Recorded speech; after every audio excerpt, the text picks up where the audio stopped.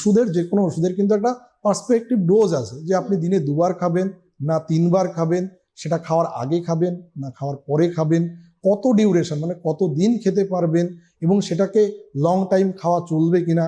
এবং আপনি long time খাচ্ছেন কিন্তু কখনো আপনি লিভার ফাংশন দেখছেন না, কিডনি ফাংশন দেখছেন না, তাহলে কিন্তু আপনি বুঝতেও পারবেন না যে এগুলো আপনার অজান্তেই আপনার শরীরের অন্য কোনো অর্গানে ক্ষতি করছে কিনা। দেখুন, ওষুধ তো অনেক টাইপের আছে, পেন কিলার অনেক টাইপের আছে, যেমন ডায়াবেটিসের অনেক ড্রাগ আছে, হাইপার টেনশনের অনেক ড্রাগ আছে।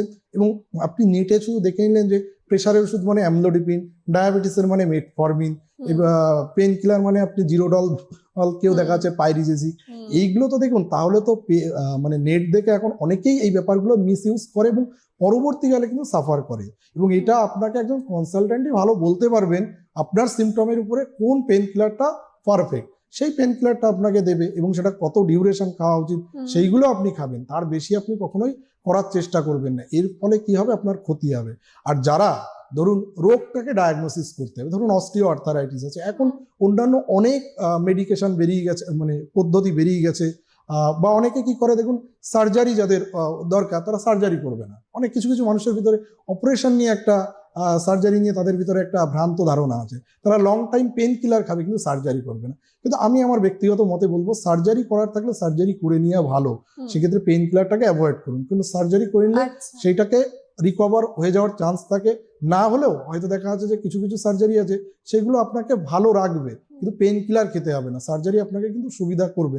যেমন বিশেষ করে অনেকে একটু বয়স্ক অস্টিও আর্থারাইটিস আছে, তার হয়তো মানে নি জয়েন্টে অস্টিও আর্থারাইটিস আছে, তো সেই ক্ষেত্রে তাদের হয়তো টোটাল নি রিপ্লেসমেন্ট করতে হবে, তিনি করছেন না, তিনি বারবার পেন কিলার খেয়ে যাচ্ছেন, কিন্তু বাস্তবে গেল তার ওই পেন কিলার কিন্তু একটা অর্গান বাঁচাতে গিয়ে আরেকটা ক্ষতি হয়ে যাচ্ছে, এই ভয়ে কিডনিটা খারাপ হচ্ছে। শুধু কিডনি বলবো না, দেখুন এই পেন কিলার গুলো আমি তো শুধু কিডনি নিয়ে ডিসকাউন্ট করলাম, এর কিন্তু অনেক রকম অন্যান্য ক্ষতিও আছে, আলসার হতে পারে, গ্যাস্ট্রাইটিস হতে পারে, সেটার টপিকে আমি যাইনি বলে বলিনি। তো সেক্ষেত্রে এই যে অস্টিও আর্থারাইটিস আপনি এই ওটিটা করে নিতে পারেন, কিন্তু অনেকে দেখা যায় করে না, বা এছাড়াও কিছু লোকাল ইনজেকশন দিয়ে সেই ব্যথা কমানো যায়, সেটা করলেও কিন্তু মানুষ ভালো থাকতে পারে।